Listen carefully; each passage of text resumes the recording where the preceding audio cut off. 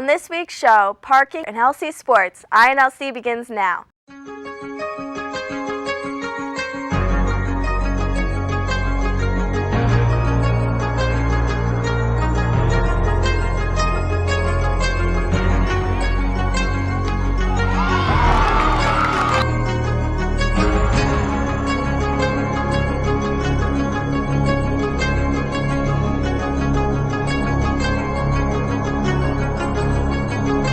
Hi, I'm your host, Nikki Main. Here are your stories for the week of November 29, 2009.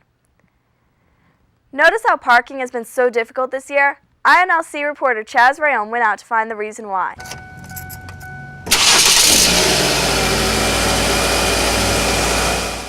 Parking can be a major headache for students, faculty, and staff every day.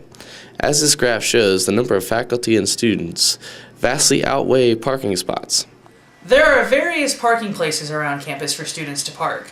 Some of those include behind Tate, Montgomery, and Hundley, behind McWayne, Shackelford, and Freer, beside Turner Gymnasium, beside Wakefield House, in front and behind the apartments, in front of the townhouses, by the college-owned houses, and the freshman parking lot.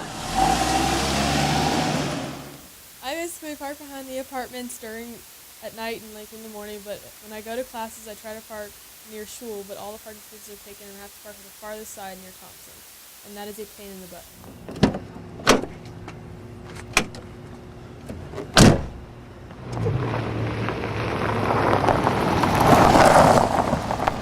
The current situation that some of the students are dealing with is that there's actually not enough parking for them to park around all the time, and even during the day there is only 60% of the parking is actually. As you can see, students have tight spaces as well as very few options, especially since they reorganized the lot next to the Mont and the chapel.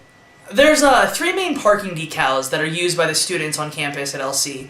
The first one is the blue decal, and that is for the commuters and residents. And there's also the gold passes, which are for the non-resident students. And there's also the yellow pass, which is specifically for the freshmen, because they have their own lot that they should park in. Tate, and currently I park down at the pit at Tate, which are my favorite spot, pretty much my favorite spot. One thing I really hate is when the freshmen park there, since they pretty much aren't only supposed to park in the freshman parking lot. So, we just gotta start ticketing the freshmen more when they actually do park at Tate, because since they're not allowed to park there, so we just need to work on that. So I really don't like the fact that I have to park in the freshman parking lot all the way out of my way across the campus when it could take me really easily just to walk out the backside of for example, Tate or something, so that I could just get to my car really easily. I can't park behind Tate, I can't park behind Mott. I have to walk all that way, and I really wish that they would build an extra parking lot closer to all the dorms so that I could have another place. Make another parking lot probably would be the best plan. The students are calling for change. The longer we wait, the more chances the average student will receive a parking ticket.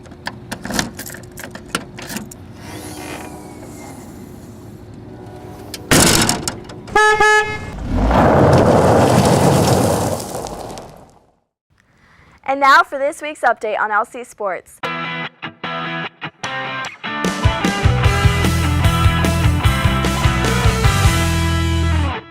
While you were all gone, the women's soccer team went to San Antonio, Texas to compete in the NCAA Sweet 16 and Elite 8. In the Sweet 16 game, LC was victorious 4-0 against Concordia Moorhead College from Minnesota. Their Elite 8 game was against their host Trinity University, which again they won 4-2 in penalty kicks. The team will head back to San Antonio this Friday to compete against Washington University of St. Louis at their first ever appearance in the Final Four. Women's basketball opened their season with a loss to CNU 63-49. Currently, the record stands at 1-3 with their next game this Tuesday at 7 p.m. in the Turner Gymnasium. Be there to support women's basketball. Men's basketball opened their season with a win against Ferrum College 77-57. The record is 1-3 as well. Go out and be a part of the Red Swarm, the new name for the cheering section chosen by you on Wednesday at 7 p.m. in Turner Gymnasium to see them take on Eastern Mennonite University. Now we will go to Will Stafford, INLC's weatherman, for this week's update.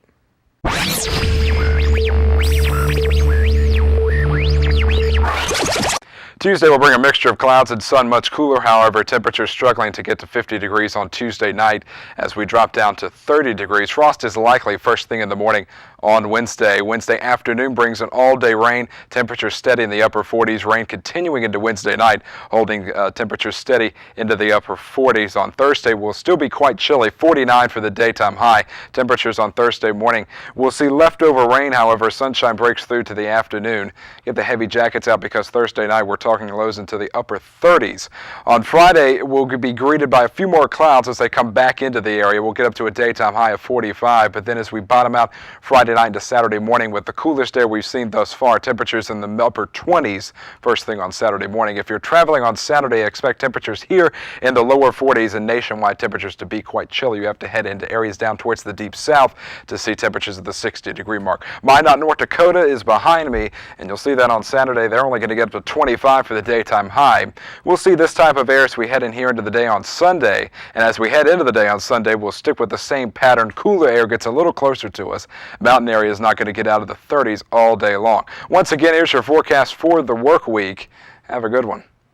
Want your room, townhouse, apartment, or college house to be on the show? Send an email to inlc@lynchburg.edu with a picture and a reason why we should put your room on the show.